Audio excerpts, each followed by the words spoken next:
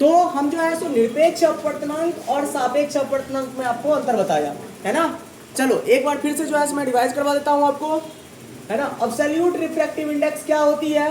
तो इसको जो है सो म्यू से या एन से डिनोट करेंगे। ये क्या होती है, प्रकाश की चाल निर्वात में या हवा में जो होती है उसके साथ में रेशियो लेते हैं किसका, तो उस माध्यम में, जिस माध्यम में जो है, जिस माध्यम का आपको अपवर्तनांक चाहिए ना, उस माध्यम में प्रकाश की चाल क्या है उसको नीचे रखेंगे हर में, और अंश में जो है किसको रखेंगे, प्रकाश की चाल किसमें, हवा में जो होती है या निर्वात में जो होती है, समझ रहे हो।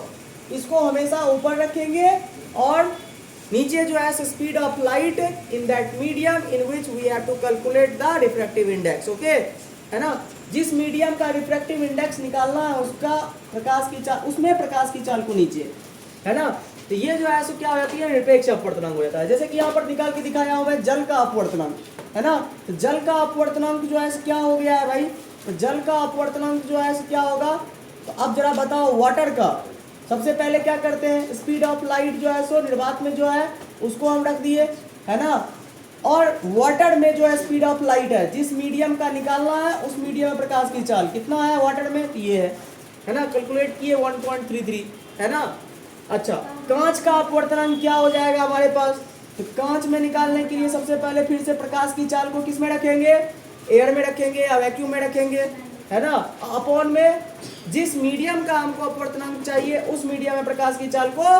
नीचे रखेंगे, है ना। तो कांच में, ग्लास में जो है प्रकाश की चाल क्या होती है, 2 लाख किलोमीटर पर सेकेंड होती है, उसको नीचे रख दिया, ये कैलकुलेट करके हमारा आ गया, समझ रहे हो। तो ये हो गया हमारा निरपेक्ष अपवर्तनांक। अब सापेक्षिक अपवर्तनांक क्या होता है, रिलेटिव रिफ्रैक्टिव इंडेक्स क्या होता है, तो दो माध्यमों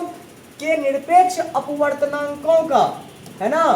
अनुपात जो है ना, ये अनुपात जो है उसको हम सापेक्षिक अपवर्तनांक कहते हैं, है ना। जैसे कि मान लो ये मीडियम फर्स्ट है, ये मीडियम सेकेंड है, इसका रिफ्रैक्टिव इंडेक्स जो है वो कितना है, μ1 है, इसका रिफ्रैक्टिव इंडेक्स जो है वो क्या है, μ2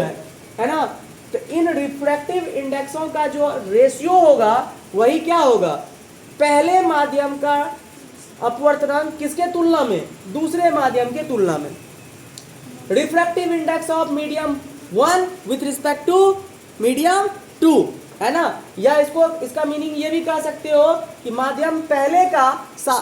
अपवर्तनांक दूसरे माध्यम के तुलना में या दूसरे माध्यम के सापेक्षिक, पहले माध्यम का अपवर्तनांक दूसरे माध्यम के सापेक्षिक कितना होगा, तो पहला माध्यम का एब्सोल्यूट रिफ्रैक्टिव इंडेक्स यानी निरपेक्ष अपवर्तनांक बटे दूसरे माध्यम का निरपेक्ष अपवर्तनांक, इस दोनों का अनुपात ले लेंगे। तो पहले माध्यम का अपवर्तनांक दूसरे के तुलना में, या नहीं तो अगर 1 और 2 की जगह पर उल्टा करके लिख दूं मैं, 2 1 लिख दूं, इसका मतलब क्या हो जाएगा, मीडियम 2 का सापेक्षिक अपवर्तनांक, मतलब रिफ्रैक्टिव इंडेक्स ऑफ मीडियम 2, है ना, विथ रिस्पेक्ट टू मीडियम 1 है ना। इसका मीनिंग ये हो जाएगा दूसरे का अपवर्तनांक किसके तुलना में, पहले की तुलना में, तो क्या हो जाएगा μ2 अपॉन μ1, ठीक है। या बहुत जगह n2 अपॉन n1 भी लिखा जाता है, ठीक है। अब जो है इस चीज को हम देख लेते हैं एक और जो है सो स्पीड ऑफ लाइट के रिस्पेक्ट में, μ12 को जो है हम लोग μ1 अपॉन μ2 बोले हैं। μ1 को हम क्या लिख सकते हैं, हम जानते हैं कि निरपेक्ष अपवर्तनांक जो है c अपॉन v होती है, तो यहाँ पर जो है सो इस मीडियम के लिए, फर्स्ट मीडियम के लिए c अपॉन v1 हो जाएगी, दूसरे मीडियम के लिए c अपॉन क्या हो जाएगी, v2 हो जाएगी। इसको कैंसिल करोगे तो c कैंसिल हो जाएगा, v2 अपॉन v1 हो जाएगा। तो इस आधार पर जो है अगर हम देखें μ12 जो है μ1 अपॉन μ2 तो होता ही है, लेकिन स्पीड ऑफ लाइट के अगर जो है देखें रेशियो में, तो क्या हो जाएगी, दूसरे माध्यम में प्रकाश की चाल बटे पहले माध्यम में प्रकाश की चाल, यही जो है क्या दे देगा, पहले का दूसरे के साथ जो है सो सापेक्षिक अपवर्तनांक दे देगा, है ना। इसी प्रकार से अगर जो है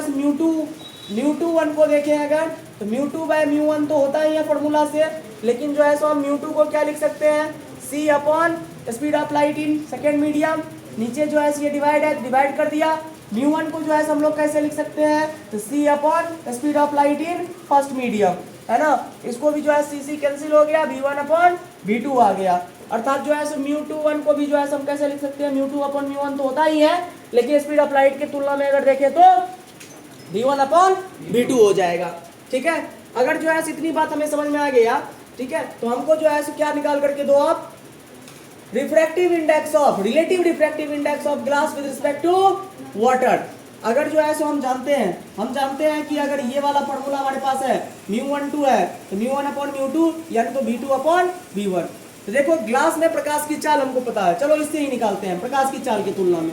इसका क्या हो जाएगा आंसर, इसका आंसर क्या हो जाएगा, ग्लास में जो है प्रकाश की चाल, अच्छा रुको, म्यू है ना, ग्लास ऑफ वाटर अगर निकालना है तो क्या करेंगे, ग्लास वाले को नीचे और वाटर वाले को ऊपर, तो mu of water upon mu of, ध्यान दो यहां पर, अगर जो है सो देखो, ओ सॉरी ठीक है, अगर स्पीड देखो, अगर म्यू की तुलना में निकालते तो mu of G upon mu of ऐसे कर देते है ना। अगर स्पीड ऑफ लाइट के तुलना में निकालेंगे तो स्पीड किसका रखेंगे ऊपर, ग्लास का रखेंगे, वाटर का रखेंगे, अपॉन क्या हो जाएगा, स्पीड जो है किसमें, ग्लास में। ये बात क्या उल्टा हो जाता है ना, ये मैं भी से निकाल रहा हूँ, स्पीड से निकाल रहा हूँ,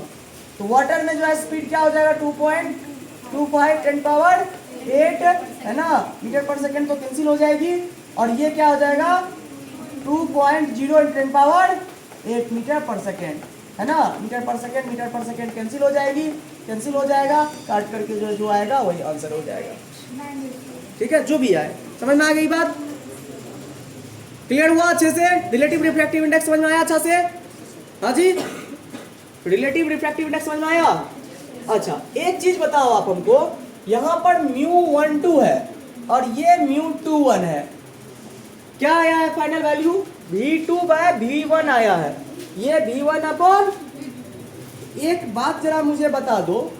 ये वैल्यू क्या होगा, μ12 इंटू μ21 जो है ये कितना होगा, ये जो है मुझे बता दो जरा। देखो μ12 को जो है क्या लिखे हो अभी आप, v2 अपॉन v1 लिखे हो ना, इसको जो, इसका वैल्यू यही ना हुआ जी,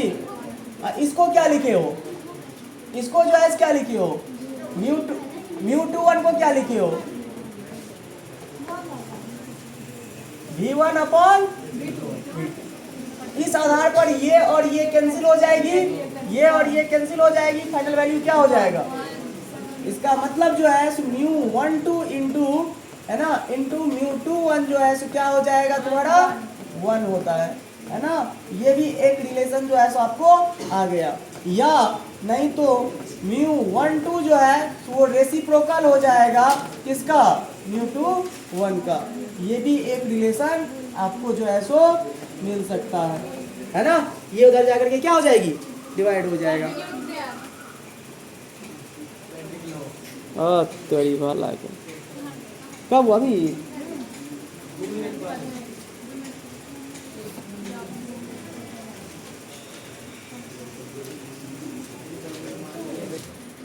अब देखो एक छोटी सी और बात जो है मैं आपसे पूछना चाहूंगा,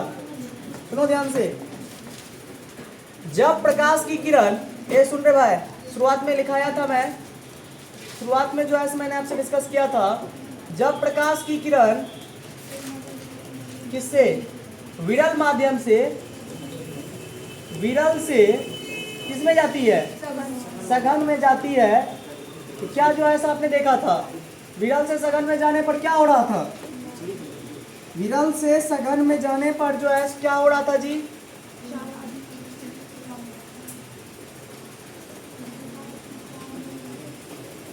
विरल से सघन में जाने पर अविलंब की ओर मुड़ रहा था, बोलो क्या हो रहा था, अविलंब की ओर,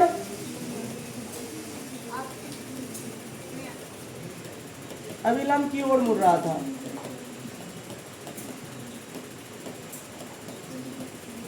यही ना था जी। और जब जो है सो हम लोग क्या हो रहे थे, जब जो है सो सघन से विरल में जा रहे थे, सघन से किसमें, सघन से विरल में जाने पर क्या हो रहा था, बोलो, अविलंब से दूर भाग रहा था, है ना। इस तरह से जो है प्रकाश की किरणें हो रही थी। बोलो, यही कहानी था ना। इसमें जो है मैंने ये नहीं बताया था कि ऐसा क्यों होता है। अब जो है आप बता सकते हो कि इसके पीछे ऐसा क्यों होता है, क्यों ऐसा होता है कि ये अविलंब की ओर मुड़ जाता है, अविलंब से दूर भाग जाता है ना। अविलंब की ओर क्यों मुड़ जाता है, अविलंब से दूर क्यों भाग जाता है, इसके पीछे का जो है सो कारण अब मैं बता रहा हूं। देखो बच्चा, स्नेल का नियम जो है, स्नेल का नियम जो है वो क्या कहता है, स्नेल का नियम क्या कहता है, स्नेल का नियम कहता है आपका कि sine I upon sine R is equal to constant. ठीक है, ये कांस्टेंट कहां से आया, ये कांस्टेंट क्या होती है, sine I upon sine R is equal to constant जो है ये कांस्टेंट आपका रिलेटिव रिफ्रैक्टिव इंडेक्स है।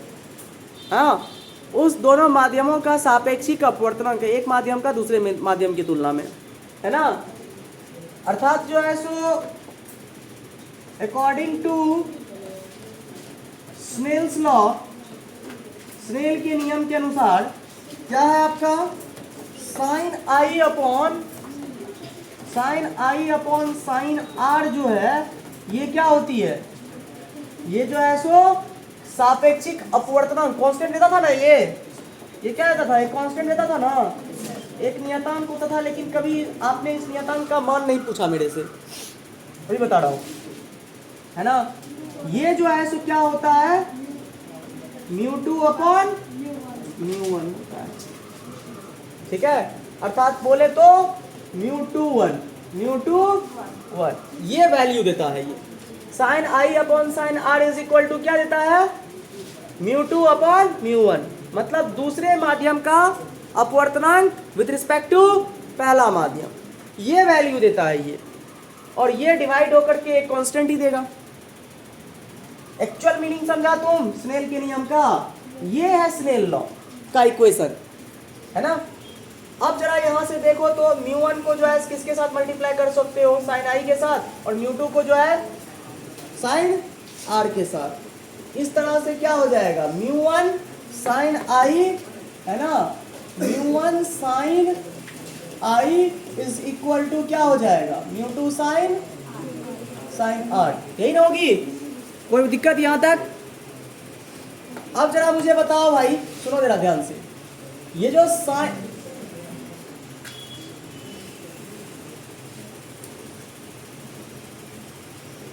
ये जो साइन आई है और ये जो साइन आर है, ये जो है सो क्या होता है,